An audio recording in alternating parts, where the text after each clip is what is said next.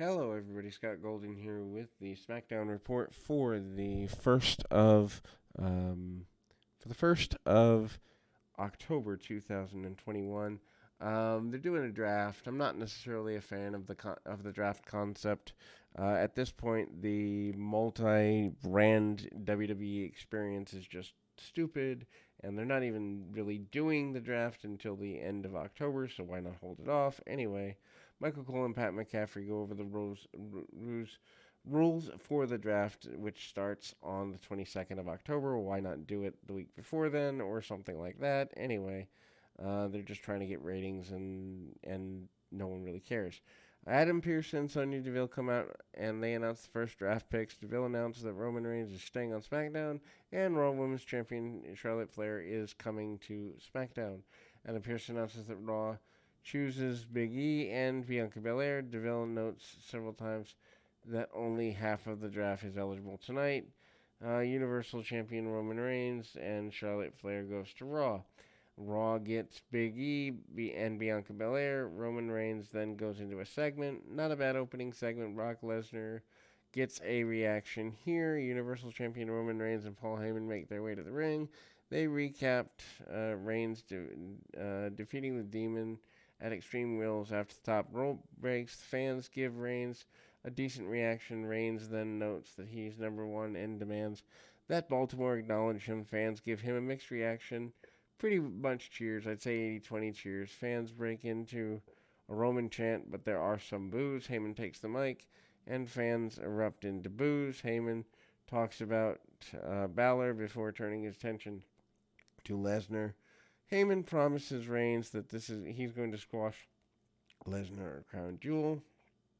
I didn't know that they actually are going to go in that direction. Suddenly, Lesnar's music interrupts and gets a massive reaction, as one would expect. Reigns then is shocked to see Lesnar show up for the draft. Lesnar steps in the ring, goes face to face with Reigns, and the crowd breaks into chants for Suplex City. Reigns then attacks Lesnar, beats him down. Lesnar then recovers and gives Reigns two German suplexes. Usos run out to make the save, but Lesnar beats them down. Reigns then rolls out of the ring and has a stare down with Lesnar. Lesnar demands that Reigns get back into the ring. Reigns then teased getting in the ring, but backed off. Lesnar grabs Jimmy Uso and gives him the F5. Picks up Jey Uso, and Reigns begs for him not to be hurt. Lesnar gives Jey the F5. Reigns looks on. Kayla Braxton interviews Charlotte Flair. Braxton asks Flair how her strategy would change on SmackDown. Flair ignores the question and points that she's the first overall pick of the woman in the draft. Happy Corbin with Madcap Moss. What a waste for Moss. Defeats Kevin Owens 727. Haven't we seen this match 10,000 times? They have a fine enough match. They change Riddick Moss's name to Madcap Moss. His gimmick is that he basically has the humor of a 7-year-old. They recap Corbin and Moss attacking Owens on SmackDown. Owens jumps Corbin at the bell, goes for an early advantage. Moss yanks him off the apron, and absolutely no one cares. Back from the break, Owens fights back and nails Corbin with an enziguri.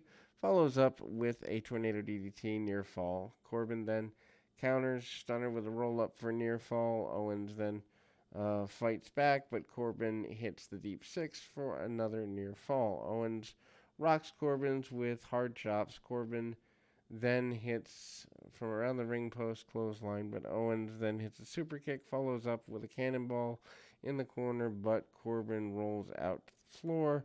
They fight out to the floor, but Corbin hits the end of days.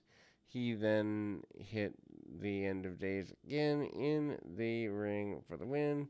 Post-match, Corbin and Moss laugh at Owens. Recap Becky Lynch and Bianca Belair from Extreme Rules. And they announce the King of the Ring and Queen's Crown tournament start next week on SmackDown season premiere. Why are we doing a season premiere in October? Anyway, Adam Pearce and Sonya Deville return to announce the next round picks. They announced some big changes. Drew McIntyre going to SmackDown, Edge going to Raw. They also split Big E and New Day up again. So Drew McIntyre and New Day go to Raw. Raw Tag Team Champions RK Bro stay, and Edge gets to go to Raw as well. Caleb Braxton interviews Drew McIntyre, asks him about his future. McIntyre is excited to come to SmackDown. He points his sword at the camera and says he will become SmackDown's Universal Champion. Um, Edge comes out for an interview. Seth Rollins breaks into the Copeland family home. Segment ends with Rollins inside, but there's no follow-up to the angle by the end of the show, which is just goofy.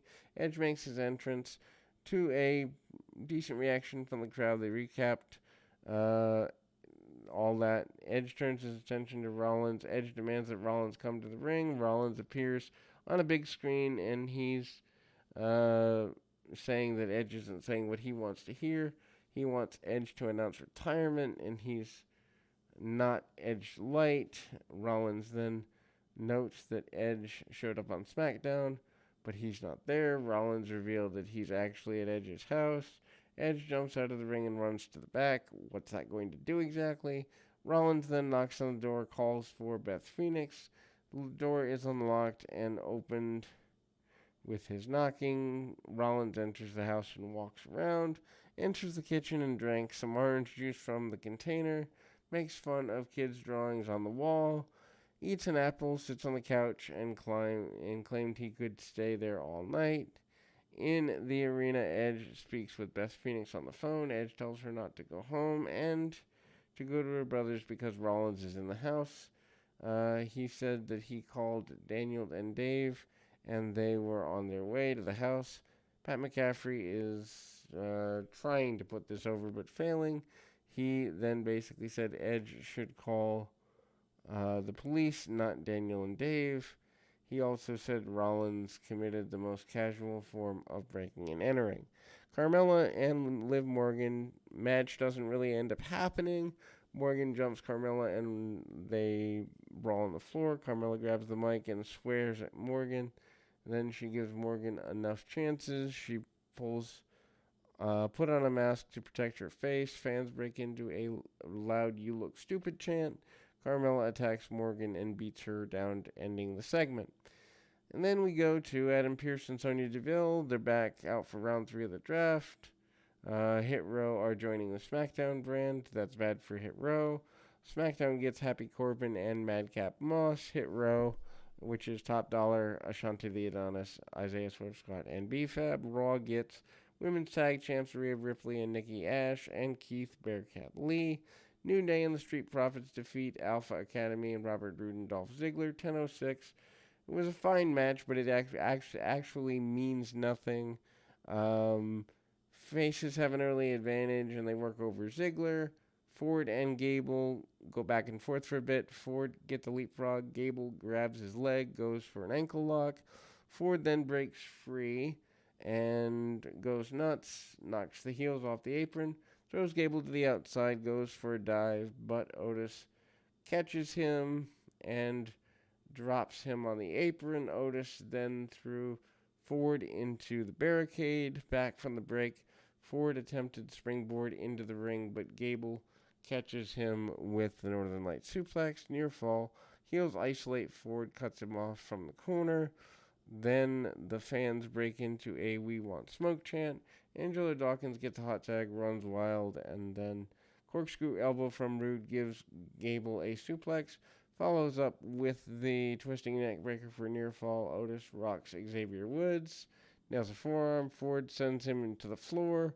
Ford then hits a flip dive, wiping out Otis. Kingston catches Ziggler with a clothesline off the ring steps, and Roode hits a spine buster on Dawkins for near fall. Roode then goes for glorious DDT, but Dawkins breaks free. Woods and Kingston hits a backbreaker foot stomp for the win, and the match was just there to fill time. Draft round 4, Pearce and DeVille come out, final draft picks of the day. DeVille's not happy that Naomi is staying on SmackDown and says that isn't her choice. Naomi stays on SmackDown. Jeff Hardy goes to SmackDown. And Rey and Dominic Mysterio go to Raw. Austin Theory also goes to Raw. Austin Theory going to Raw could be good, at least some new blood. Anyway, in the back, Caleb Braxton goes on to interview Jeff Hardy, but Brock Lesnar shows up. Hardy backs off, lets Lesnar have his interview time. Since when is Jeff Hardy, intelligent enough to back off from a guy double his size? Anyway, um, Lesnar thanks his good friend Paul Heyman for helping him become a free agent. They cut to Roman Reigns' locker room. Usos and Reigns are unhappy. Heyman has his hands on his face and appears to be crying. Reigns wonders if they're good friends and demands that the Usos end up on SmackDown in the draft. Heyman notes there's a strategy in negotiations. Reigns yells at Heyman, tells him to go to Raw to make sure his cousins stay on SmackDown. Reigns then tells the Usos to go to Raw to make sure they remain on SmackDown. He tells them that if they end up on Raw, he would leave them for dead. And then we go to a decent enough final match, which is Sasha Banks defeating Bianca Belair. I guess this is non-title. They both work hard, have a decent enough match. Charlotte Flair and Becky Lynch both get involved in the match. Michael Cole points out that SmackDown currently has both women's championships. Obviously, that's not going to stay that way for very long. For the match, women's SmackDown champ Becky Lynch makes her way to the ring and joins the commentators. Lynch is really good on commentary, but she's good at anything that requires charisma. Banks hits a Rana on Belair and ends the early advantage. Goes for monkey flip, but Belair lands on her feet. Belair then catches Banks and lifts her up with a press slam. Belair then goes for the KOD, but Banks lands on her feet again. Belair then rocks Banks with a clothesline, sends her to the floor. Back in the ring and back from the break, Belair and Banks fight on the top turnbuckle. Banks pushes Belair off, but lands on her feet. Banks then hits a meteor for a close near fall.